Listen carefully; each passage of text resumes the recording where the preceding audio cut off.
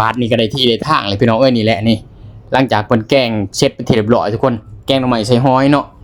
ห้อยจูบห้อยคมบ้านเฮาแหละทุกคนกับข้าวกับน้ำก็สิแบบนี้แหละบ้านๆเฮาเลยเนาะสำหรับข่อยก็สิกินข้าวนี่เนาะข้าวสวยทุกคนบ่อยากกินแล้วก็มันข้าวเหนียวปานใดแหละทุกคนสิกินข้าวสวยสำหรับช้างนมสิมักอันนั้นสำหรับแกงหน่อไม้เนาะคืออยู่บ้านเฮานี่อันนั้น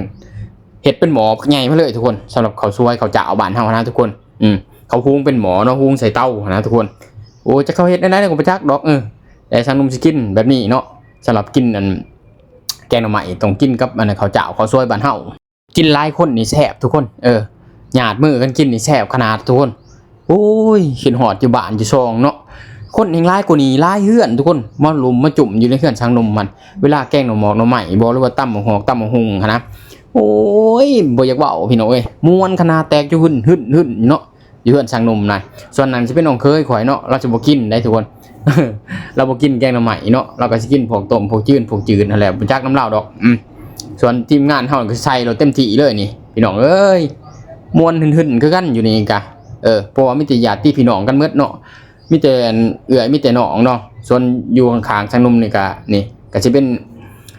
เอื้อยลูกป้าเนาะอันนี้เนาะแล้วก็เอื้อยคอยแล้วก็น้องสาวคอยแล้วก็เมียคอยนี่ส่วนอยู่ทางหลังก็เป็นน้องเคยคอยทวนเขาเฮ็ดเวียกเฮ็ดงานอยู่นี่แล้วก็ยังมีอีกเนาะร้านอยู่ข้างล่างนั่น2คนมาจอดหม้อนั่นหม้อดวงอยู่ข้างล่างหั่นกะเขาบ่ได้ขึ้นมากินน้ำทุกคนเขาบ่อยากเนาะพวกนั้น เขายังบ่ทันอยากพวกเฮาสัตว์ก่อนเลยบ่สนวุ่นวายหยังเนาะ มาฮอดเอื้อยน้องก็เอื้อยน้องก็เขาสิซักพื้นซักผ่อนให้พังอะไรทุกคนเลยเราเรื่องเล่าทั้งบ้านทั้งเมืองเฮาให้พังนั่นแหละว่าทั้งเป็นจังได๋ท่านอยู่ดีมีแห้งอยู่บ่ทางบ้านทางเฮือนนั่นเขาก็สิบอกเขาก็สิมาสอนให้น้องให้นุ่งพัง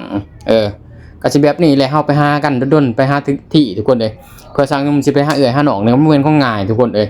มื้อนี้ก็ถึกมื้อเขาอันหยุดแน่เนาะพวกอันนี้เอื้อยค่อยนี่เขาอันนั้นหลังจากเขาจัดออกก็เด้อผลไม้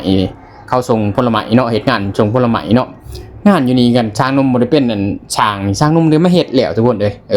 เงินก็ดีอยู่นี่ฮะมีโบนัสอีกสิ้นปีเนาะหรือว่าสงกรานต์นี่ก็มีอีกโบนัสอีกทุกคนเบิ่นได้อยู่นี่ได้ โอ้ช้างนมยังสิได้อยู่ทุกคนเอ้ยก็ยามัน